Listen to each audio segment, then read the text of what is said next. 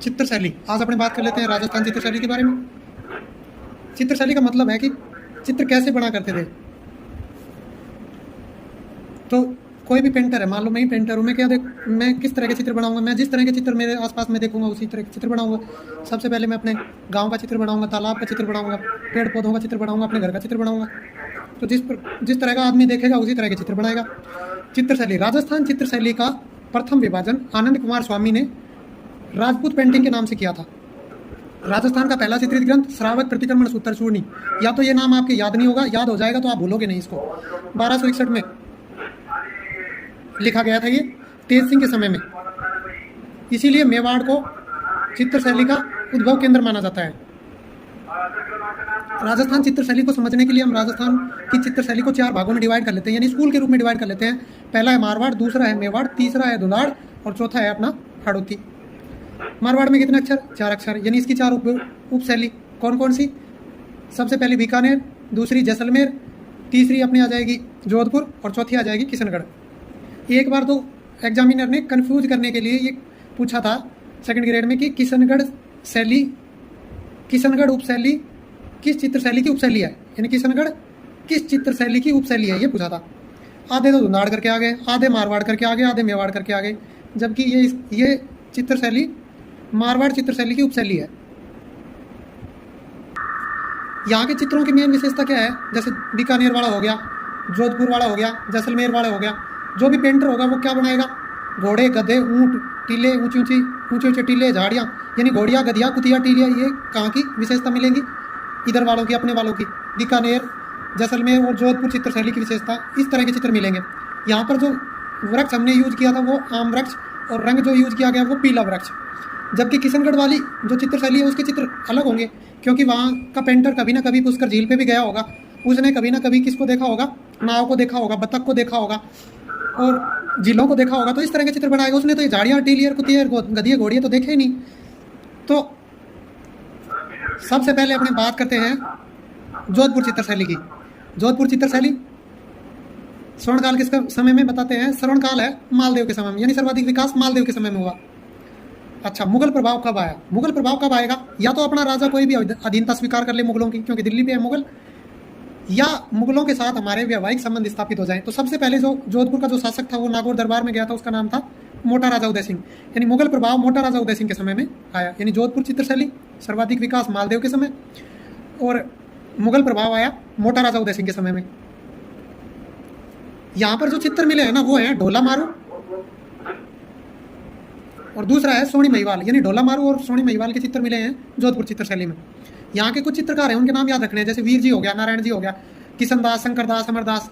जोधपुर चित्रशैली के बारे में मेन यही था। एक चीज़ बहुत इंपॉर्टेंट है जोधपुर चित्रशैली में। जोधपुर का एक शासक था मान सिंह, जो कि नाथ संप्रदाय को मानता था। नाथ का मतलब होता है भगवान शिव।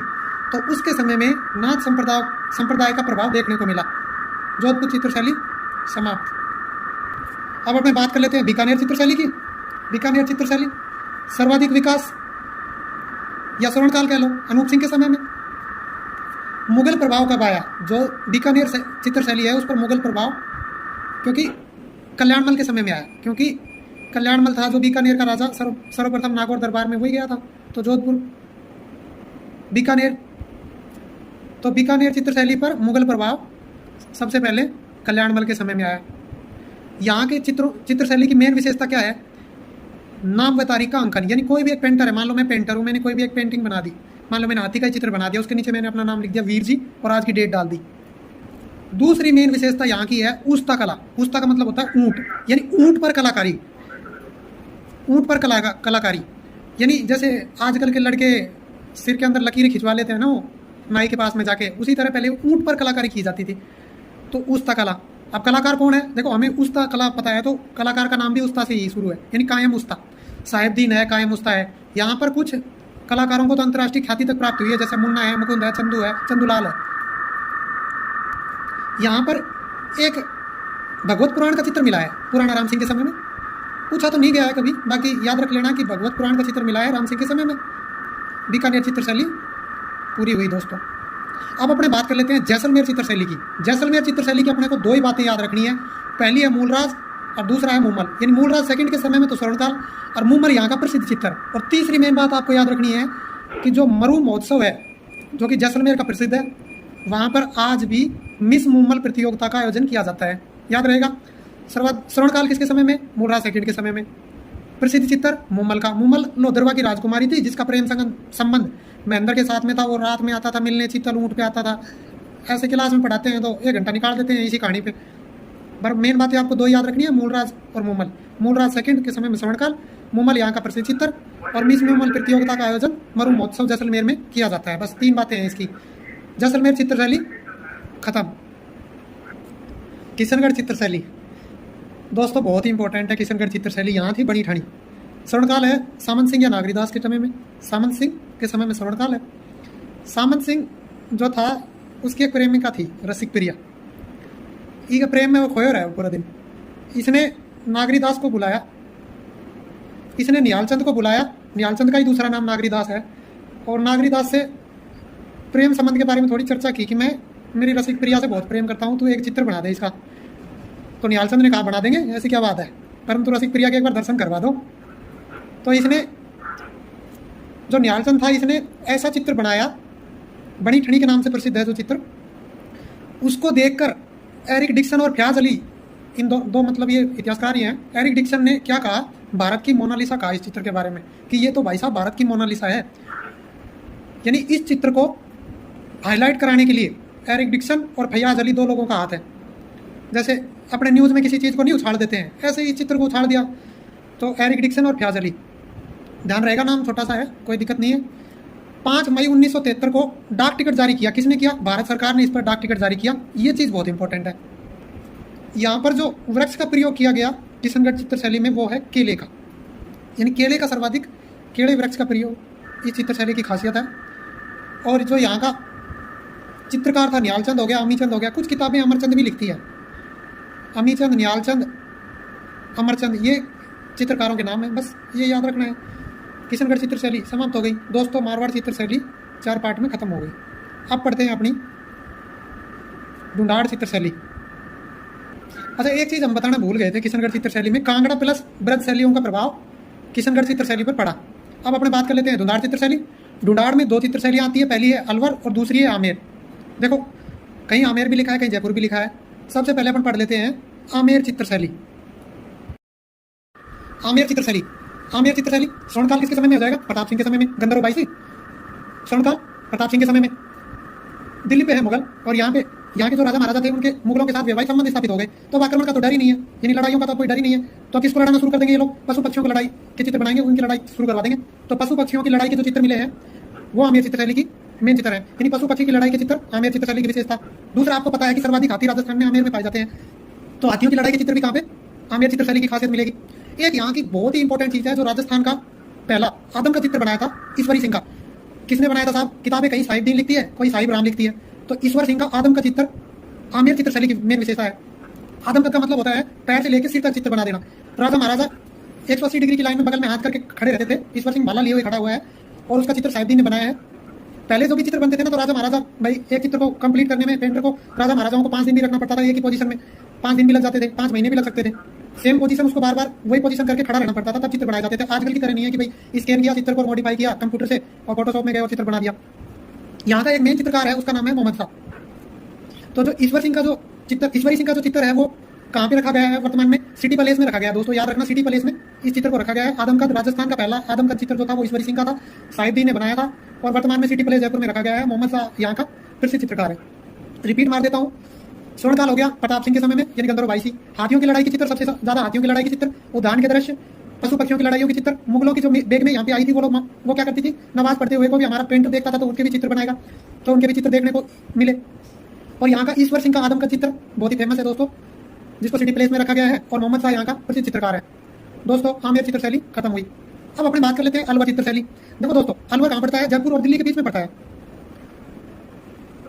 अंग्रेजों का काम ही क्या है? इंग्लिश फिल्म देखते हैं। तो जो अलवर चित्रशैली है वो उन दोनों का प्रभाव पड़ेगा, दिल्ली का भी प्रभाव पड़ेगा और जयपुर का भी प्रभाव पड़ेगा। जयपुर चित्रशैली की खासियत हम बताना भूल गए थे, वो थी कामसूत्र वगैरह के चित्र। भाई वात्स्यायन के चित्र भी मिले वहाँ पे, कामसूत्र वगैरह के चित्र। मतलब फुर्सत में क्या करेगा आदमी? यही करेगा। तो वैश्याओं और गणिकाओं के चित्र अलवर चित्रशैली की मेन विशेषता है। स्वर्णकाल हो गया विनय सिंह के समय में, यहाँ के कुछ चित्रकारों के नाम बहुत फेमस है, याद रख लेना ऐसे नॉर्मली। गुलाम अली है, शालिग्राम है, नंदराम है, बलदेव है। रिपीट मार देते हैं। अलवर चित्रशैली, गणिकाओं यानी वैश्याओं के सर्वाधिक चित्र, अलवर चित्रशैली की विशेषता। श्रवणकाल हो गया विनय सिंह के समय में, श्रवणकाल हो गया विनय सिंह के समय में। और यहाँ पर जो चित्रकार हैं बलदेव है, गुलाम अली है, उसके बाद नंदग्राम है और शालिग्राम है। ऐसे 4-5 चित्रकारों के नाम आप याद रख लेना, नॉर्मली है, ज़्यादा हार्ड नहीं है दोस्तों। अलवर चित्रशैली पूरी हुई। अब अपने बात कर लेते हैं हाड़ौती चित्रशैली की।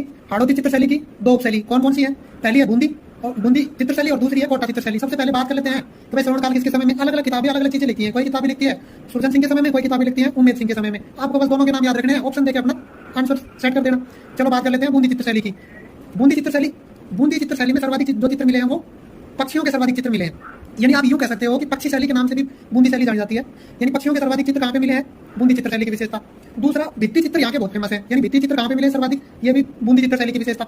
श्रवणकाल किसके समय में? श्रवणकाल हो जाएगा अपना सुरजन सिंह हाड़ा के समय में। इसमें कोई रटने वाली जरूरत नहीं है आपने को। एक नया शब्द यहाँ पे आया कि भित्ति चित्र। देखो भित्ति चित्र जो होते थे ना, उनको लंबे समय तक उनकी लाइफ बढ़ाने के लिए, कोई भी चित्र है भाई कोई खराब हो जाता है धीरे धीरे रखे तो चित्रों को लंबी अवधि तक जिंदा रखने के लिए जो चित्रों पर कुछ आला गीला पद्धति का उपयोग किया जाता था, उसमें लेपन किया जाता था, कुछ और ज्यादा कुछ नहीं है। इसके 3 नाम है, फ्रेस्को हो गया, आयस हो गया या आला गीला पद्धति, इनका इस्तेमाल किया जाता था। यानी भित्ति चित्र विशेषता की चित्रशैली की है बूंदी चित्रशैली की। पक्षी शैली के नाम से किस चित्रशैली को जाना जाता है? बूंदी चित्रशैली। सर्वाधिक विकास या श्रवणकाल किसके समय में हो गया? सुरजन सिंह हाड़ा के समय में हो गया। दोस्तों बूंदी चित्रशैली की मेन चीजें आपको बता दी। बाकी यहाँ इस वाले क्षेत्र में ज्यादा बारिश होती है, तो यहाँ का जो चित्रकार होगा वो क्या बनाएगा चित्र में? किस तरह के चित्र बनाएगा? भाई बारिश होती है तो बारिश के चित्र, गरजते हुए बादलों के चित्र बनाएगा, शेर, बतख, हिरण, खजूर, इस तरह के चित्र बनाएगा। दोस्तों बूंदी चित्रशैली समाप्त हुई। अब अपने बात कर लेते हैं कोटा चित्रशैली। कोटा का एक शासक था भीम सिंह। भीम सिंह क्या था? वल्लभ संप्रदाय को मानता था। तो यानी कि भीम सिंह के समय में कोटा चित्रशैली पर वल्लभ संप्रदाय का प्रभाव देखने को मिला। श्रवणकाल हो गया राम सिंह के समय में। और इस चित्रशैली की खास बात क्या है? राजा के साथ रानियों को भी शिकार करते हुए दिखाया गया है। यानी रिपीट मार देते हैं, खास बात क्या है? राजा के साथ रानियों को शिकार करते हुए दिखाया गया। दूसरा श्रवणकाल हो गया राम सिंह के समय में। और वल्लभ संप्रदाय का जो प्रभाव पड़ा वो किसके समय में आ जाएगा? भीम सिंह के समय में। दोस्तों कोटा चित्रशैली समाप्त हुई। एक मेन चीज छूट गई थी जो कोटा चित्रशैली की है, वो है यहाँ का एक चित्रकार है नूर मोहम्मद नाम है, वो कोटा चित्रशैली से संबंधित है। यानी चित्रकार जिसका नाम है नूर मोहम्मद, कोटा चित्रशैली से संबंधित है। अब अपने लास्ट रह गई मेवाड़ चित्रशैली। अब अपने बात कर लेते हैं मेवाड़ चित्रशैली की।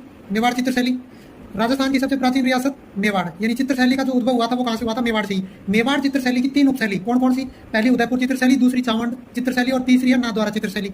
सबसे पहले बात कर लेते हैं उदयपुर चित्रशैली। उदयपुर चित्रशैली को मूल शैली कहा जाता है। यानी चित्रशैली का जो उद्भव हुआ था वो कहाँ से हुआ था? उदयपुर से ही हुआ था। स्थापत्य कला का जनक राजस्थान में कुंभा को कहा जाता है। यानी उदयपुर में जो चित्रशैली का जो जनक है वो कौन है? कुंभा है। और स्वर्णकाल किसके समय में है? स्वर्णकाल है जगत सिंह फर्स्ट के समय में। क्या किया था जगत सिंह ने ऐसा जिसके कारण इसके काल को स्वर्णकाल कहा जाता है? जगत सिंह ने उदयपुर के महलों में चिटैरों की ओवरी यानी तस्वीरों कारखानों स्थापित करवाया था, जिस कारण इस स्वर्णकाल जो है इसके समय को माना जाता है। यानी आप ये किताबों की भाषा है भाई। वैसे समझने के लिए आप ऐसे समझ सकते हैं कि राजस्थान का पहला स्टूडियो उदयपुर के महलों में खुला था। और किसने खुलवाया था? जगत सिंह फर्स्ट ने खुलवाया था, जिसका नाम चिटैरों की ओवरी या तस्वीरों कारखानों कहलाया। यहाँ के कुछ चित्र बहुत फेमस हैं, जैसे रागमाला हो गया, उसके बाद में भगवत पुराण, रामायण का चित्र, और उसके बाद में गीत गोविंद हो गया, पंचतंत्र जो कि विष्णु शर्मा की एक किताब है, बुक है, पंचतंत्र का चित्र। उसके बाद में यहाँ पे एक जो चित्र मिला है वो है कलीला दमना का चित्र। 2 गीदड़ों की कहानी और कुछ नहीं है इसमें। एक अच्छा गीदड़ है, एक बुरा गीदड़ है। दोनों पात्र हैं, इस स्टोरी के पात्र हैं। यहाँ के कुछ चित्रकार हैं जिसके नाम अपने को याद रखने हैं, जैसे साहिबदीन हो गया, मनोहर हो गया, कृपाराम हो गया, जीवाराम हो गया। तो उदयपुर चित्रशैली दोस्तों खत्म हुई। रिपीट मार देते हैं एक बार फिर से। उदयपुर चित्रशैली उद्भव चित्रशैली का कहाँ से हुआ है? उदयपुर से ही हुआ है। इस कारण इस चित्रशैली को मूल शैली कहा जाता है। जनक है वो कुंभा को कहा जाता है। स्वर्णकाल हो गया जगत सिंह फर्स्ट के समय में, क्योंकि इसमें चितैरों की ओवरी या तस्वीरों कारखानों उदयपुर के महलों में स्थापित करवाया। और यहाँ पे जो चित्र बनाए गए उस चित्रों के नाम है, जैसे रागमाला हो गया, भगवत पुराण हो गया, रामायण का चित्र, गीत गोविंद हो गया, पंचतंत्र विष्णु शर्मा का पंचतंत्र, और एक रह गया कलीला दमना। और यहाँ के चित्रकारों के नाम आपको याद रखने हैं, जो चित्रकार मेन है 4 हैं। साहिबदीन हो गया, मनोहर हो गया, साहिबदीन, मनोहर, जीवाराम और कृपाराम। आसान है। अब अपने बात कर लेते हैं नाथद्वारा की। नाथद्वारा चित्रशैली। भाई नाथद्वारा का नाम आते ही आपके दिमाग में एक चीज ट्रिगर करनी चाहिए, वो है भगवान कृष्ण की छवि। तो कृष्ण संप्रदाय का प्रभाव जो देखने को मिला था वो नाथद्वारा चित्रशैली में मिला था। और यहाँ की एक चीज बहुत फेमस है, वो है पिछवाइया। यानी पिछवाइया नाथद्वारा, पिछवाइया नाथद्वारा, पिछवाइया नाथद्वारा। पिछवाइयों का मतलब क्या होता है? पिछवाइयों का मतलब होता है बैकग्राउंड। इंग्लिश में समझे तो बैकग्राउंड, यानी भगवान कृष्ण मान लो खेल रहे हैं और उसके पीछे जो पर्दा लगाते हैं ना, उस पर्दे के ऊपर चित्र बनाए जाते थे। किस किस के चित्र बनाते थे? केले हो गए, केले के चित्र, मोर के चित्र, गायों के चित्र, ये वाले चित्र यहाँ पे मैक्सिमम चित्र बने हैं। श्रवणकाल हो गया राज सिंह के समय में। राज सिंह शासक था हाड़ी रानी कांड के समय में। आडी रानी कांड जो हुआ था उसके समय में शासक था राज सिंह, बहुत अच्छा शासक था, इसके बारे में पढ़ेंगे बाद में, रिपीट मार देते हैं। नाथ द्वारा श्रवण काल हो गया राज सिंह के समय में, आडी रानी कांड के समय शासक था। यहाँ की एक जो चीज़ फेमस है वो है पिछवाइयाँ। पिछवाइयाँ कहाँ की प्रसिद्ध है? नाथ द्वारा की। भगवान कृष्ण से संबंधित है, तो यानी कृष्ण संप्रदाय का प्रभाव इस पर देखने को मिलेगा। यहाँ पर जो मेन चित्र बनेंगे वो गाय के चित्र होंगे, मोर के चित्र होंगे और केले के चित्र, वृक्ष जो है केला, केले के चित्र मेन देखने को मिलेंगे। महिला चित्रकारों के नाम यहाँ पे बहुत ही फेमस है, यानी महिला चित्रकार भी हुई है जो कि नाथ द्वारा चित्रशैली से संबंधित है, कमला और इलायची, यानी इलायची नाम की भी महिला हुई है कोई। तो महिला चित्रकारों का जिक्र किस चित्रशैली की विशेषता? वो है अपनी नाथ द्वारा चित्रशैली, कमला और इलायची। दोस्तों नाथ द्वारा चित्रशैली समाप्त हुई। अब अपनी लास्ट रह गई चावड़ चित्रशैली। आप सभी को पता है कि चावड़ जो है महाराणा प्रताप की संकटकालीन राजधानी रही है, यानी कि चावड़ चित्रशैली का जो विकास हुआ है वो महाराणा प्रताप के समय में ही होगा, और जो स्वर्णकाल होगा महाराणा प्रताप के बेटे अमर सिंह के समय में होगा। यहाँ का एक चित्र जो है ना ढोला मारू, वो यहाँ का चित्र फेमस है। वैसे ये ढोला मारू चित्र है ना जोधपुर चित्रशैली में भी है और यहाँ भी। तो दोस्तों चित्रशैली समाप्त हो गई। आपको कैसा लगा वीडियो कमेंट करके जरूर बताना, और चैनल को सब्सक्राइब कर लेना अगर अच्छा लगा हो तो, और नहीं लगा हो तो रहने देना, कोई बात नहीं। मिलते हैं एक नए वीडियो में। धन्यवाद सभी को।